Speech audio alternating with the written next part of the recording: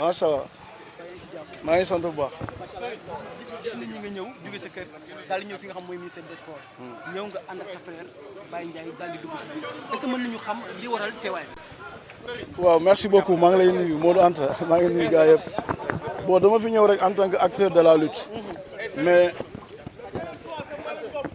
waaw déglu leen ko mu wax ngir yàlla le meilleur soit mooy déglu ko mu wax. man dama fi ñëw rek en tant que acteur de la lutte mais man je n'ai aucun candidat je suis pas électeur et j'ai pas de choix sur aucun candidat. man je suis venu pour tey lamb dañu war a unifier c'est une famille. Aujourd'hui on ne doit pas créer une division au sein de la lutte. man je vote pour les réformes de la lutte. liñ ci war a soppi ñu soppi ko li ci baax ñu li nga xam ne acquis la ñu téye ko li nga xam ne war nañ ko ci changer ñu changer ko ci. mais pour vous dire vrai moi j'ai pas de candidat aw ma choix entre Bira Sène ou Malick Ngom ou quiconque. c'est pas une affaire de personne qui m'intéresse man li ma gëm te gëm ni lamb dañ ko war a réformer. texte yi liñ ci war a changer ñu changer ko li ci doxul ñu soppi ko li ci dox tam ñu conserver ko. man foofu laa nekk je ne suis pas sur aucun clan ni aucun groupe aw ma ku may àndal moi je suis pour la lutte pour le bon développement de la lutte. loolu rek moo ngi doon sant. Abdou Aziz maanaam boo ñëwee tey fii maanaam ñu tànn ay nit ñu tànn Malick Ngom wala ñu tànn Bira ñaari tur yooyu maanaam ñaari tur yooyu ñu ngi koy dégg. mais tamit man am na beneen information bu amaat léegi. muy Père Bécaye. mën na nekk surprise su jour bi maanaam. ñu jox ko CNC bi tey. loolu maa ngi koy dégg loolu yow ndax am nga ci ko wala.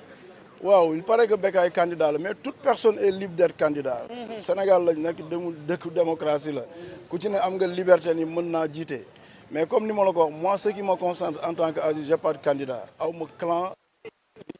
Je suis pour le développement de la lutte pas pour aucune personne. waaw je vois que ni waaw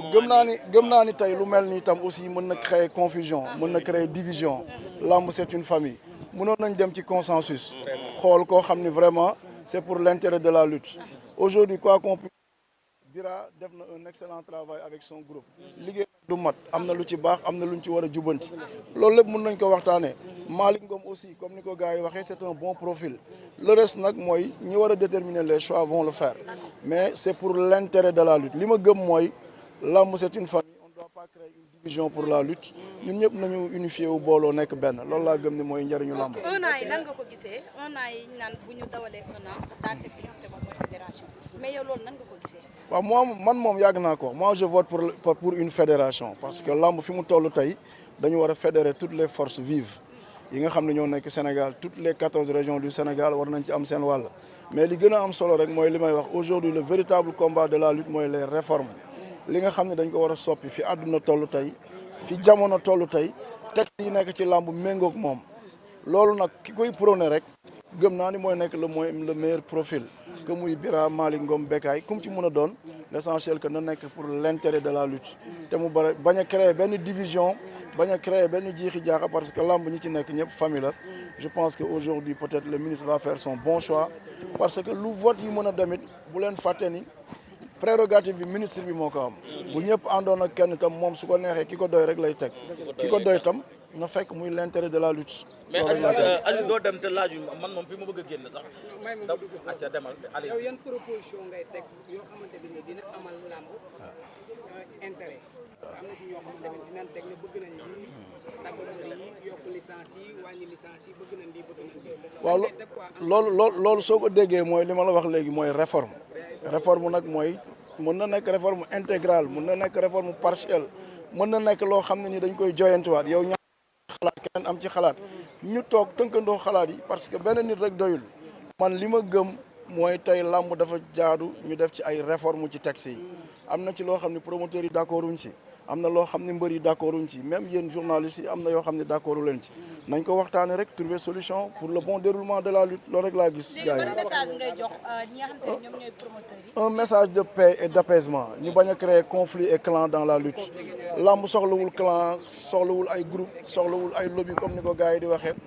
sport dafa soxla booloo dajaloo nekk benn pour l'intérêt de la lutte lamb c'est une famille on ne doit pas créer une division au sein de cette famille et merci beaucoup je vous remercie. mais Aziz daa am lu ñu la bëgg a laaj bala ngaa dem parce que li tax mooy man li ma la bëgg a laaj mooy yaakaar naa ne sa njaboot parce que Balla Gaye 2 sa njaboot la Lac de Guiers 2 sa njaboot la ñu déggoon ay tiraillement ay jàppal bàyyi ñu gis bii ay vidéo yoo xam ne ñu bëri seen xol daf ci sedd ñu gis leen ñu nekk ensemble di babi di kaf di fodiree mu mel nii Olof Ndiaye li muy wax rek ginnaaw ay jàmm bu fekkoon sax ay dafa am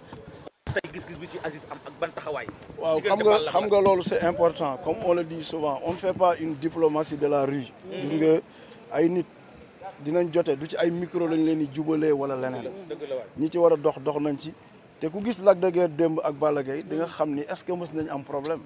moo jaaxal ñëpp. kon donc image yi rek ça parle ay nit suñu amoon problème dañu am kersa. mais mel nañu te dara musul xew comme je l'ai toujours dit man yëguma fu dara xewee. xëy na ñi ciy wax wala ñuy créer tiraillement ñoo ko bëgg. mais je vous dis que ni rek comme ni ngeen ko xamee sport dafa war a boole dafa war a unir Lac de Guiers Sa Thiès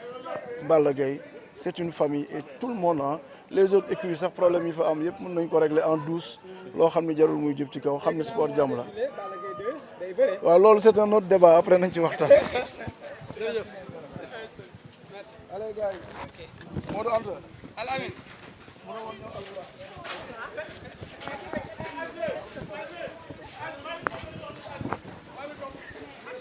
Baba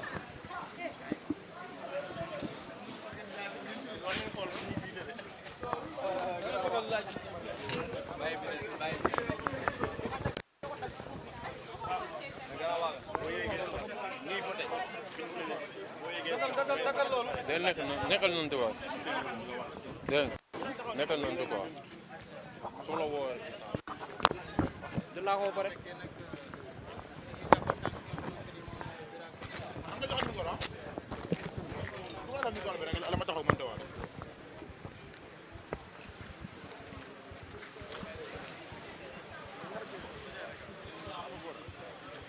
na dafa coono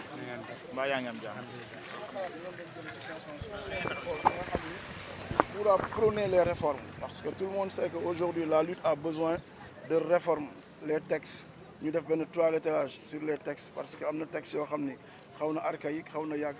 fi monde bi toll tey mën nañu changer les textes xool lépp dem rek pour l'intérêt de la lutte parce que lamb aujourd'hui c'est une famille on ne doit pas le diviser et moi je pense que ni tam le ministre bi nga xam ne moo am prérogative bu def choix am il va faire le bon choix pour l'intérêt de la lutte. mais loolu concertation la laajoon peut-être avant démarrage saison bi ou bien. peut-être que xam naa ne dañu am ay retard sur les concertations. mais lii aussi dañu war a am benn calendrier bien défini bu lamb tëjee rek ñu jublu ci bañ a dem ba au dernier moment lamb di ubbi moo am ay combats yu ñuy déroulé yoo xam ni un CNG n'est pas encore mis en place yooyu yëpp ñu mën nañ ko éviter loolu nag dañu war a laaj un calendrier planification la laaj organisation la laaj bu lamb tëjatee. ñu daje waxtaan balaa lamb di ubbi au moins dinañu mën a permettre ñu def ay toilettage les réformes textes yi nga xam ni dafa archaïque yëpp ñu mën ko changer pour l'intérêt de la lutte et gëm naa ni aujourd'hui bu ñu fi génnee tey un choix dinañ ko def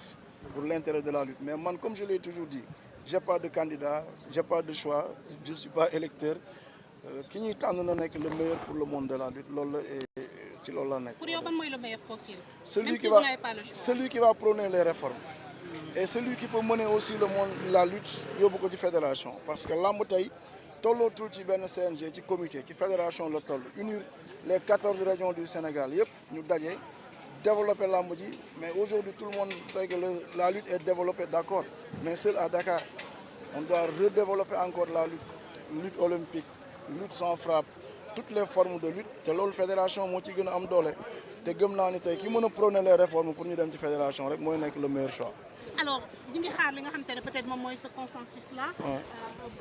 pour yow est-ce que le moment bi est-ce que c'est idéal au moment où saison bi démarré na Aziz en tant qu'acteur de la lutte. man li ma gis mooy consensus mën na am parce que tey c'est par mën naa ne par arrêté ministériel la ñuy élire le président bi ko war a jiite. pourquoi pas les deux candidats yi nekk en pole position on peut dire que kii mooy le candidat mooy le président et l'autre sera le vice-président pour ñu ànd liggéey man gëm naa ni les deux profils yi nga xam ne ñoo nekk au devant on peut dire que ni voilà kii na nekk un président kii nekk un vice-président pour un an ñu doxal réformer bu déwénee nag ñu dem dans une grande fédération boo xam ni les acteurs de la lutte seront les vrais électeurs parce que lii tu peux faire ton choix mais le dernier mot revient au ministre quel que soit les choix le monde de la lutte bu ñu mën a def c'est l'arrêté ministériel qui va élire le président donc est-ce que vote bi am na njariñ parce que ñëpp bu ñu àndoon ak benn candidat ministre bi am na prérogative dindi loolu donc je vous dis que ni bu ñu naxante est-ce que vote bi am na solo est-ce que vote bi am na njariñ bu ñu tànnoon ñun ñëpp kenn ministre bi yoon may na ko mu ni man kii laa tànn donc je vous dis que ni vraiment loolu nañ ci waxtaanaat ba lu mel nii bu déwénee mu bañ a am. est-ce que ci durée 1 an loolu yëpp war nañ ko si mun a def. mais c'est bien parce que aujourd'hui y a un document sur place boo xam ni yóbbu woon na Boun Abdallah defal na ko ci ñu jëm ci les réformes il faut que ñu génn kayit yëpp ak xalaat yi réforme yàggul toilettage texte yi mën nañ ko def ci lu matul 2-3 mois même au cours de la saison mën nañ réformer au fur et à mesure dina tax bu déwénee yow mën nga nekk électeur kii nekk ko ñu def le bon choix pour tout le monde mais lii ma gis nii tey bu ñu amul consensus division lay gën a créer que consensus pour dire. critère de sélection bi lan la war a doon pour compétence wala exactement. non bon je pense que ñi ñuy wax ñëpp tey ñëpp am nañ compétence Bira il était président de CRG président du CNG aujourd'hui Malick Ngom il est dans le CNG depuis des années un arbitre incontesté donc je pense que le choix revient au ministre et moom na ko def ci xel mu dal élire ki nga xam ne nii tegal ñu fi koo xam ne c'est pour l'intérêt de la lutte mais man moom comme je le dis j'ai pas de choix j'ai pas de candidat. Aziz lan ngay promettre pour cette saison 2024. non loolu c'est Baye Ndiaye Albourakh. mais vous êtes le boss. non c'est lui